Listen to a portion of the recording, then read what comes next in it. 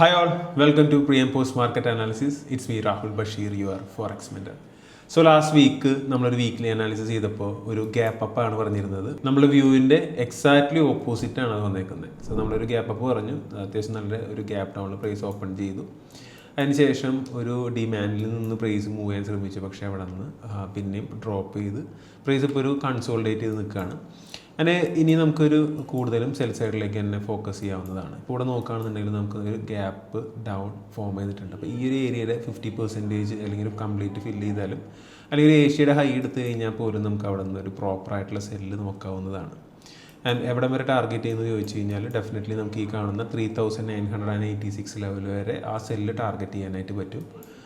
And by എടുക്കുന്നത് at the moment risky തന്നെയാണ്. Bike ഒരു റിയാക്ഷൻ മാത്രം കിട്ടുന്നുണ്ടെന്നുള്ളൂ, പക്ഷേ അതൊരു പ്രോപ്പറായിട്ടുള്ള TP ഹിറ്റ് ആവാനായിട്ട് സമ്മതിക്കുന്നില്ല. അപ്പോൾ അതുകൊണ്ട് തന്നെ കൂടുതൽ സ്റ്റോപ്പ് ലോസ് ഹണ്ടിങ് നടക്കുന്നുണ്ട് ബൈ എടുക്കുമ്പോൾ.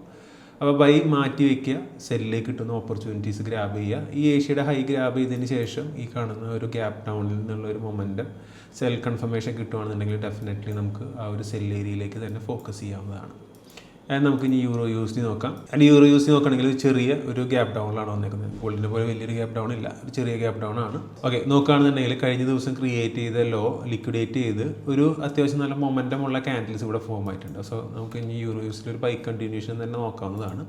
വൺസ് ഈ കാണുന്നൊരു ഫെയർ വാല്യൂ ഗ്യാപ്പിലേക്ക് അഗെയിൻ പ്രൈസ് വന്ന് ഇവിടെ നിന്നൊരു മൊമെൻറ്റം പ്രൈസ് മുകളിലേക്ക് കിട്ടുന്നുണ്ടെങ്കിൽ ഡെഫിനറ്റ്ലി ഈ കാണുന്ന 1.1474 ലെവലിലേക്ക് നിങ്ങൾക്ക് ബൈ തന്നെ നോക്കാവുന്നതാണ്.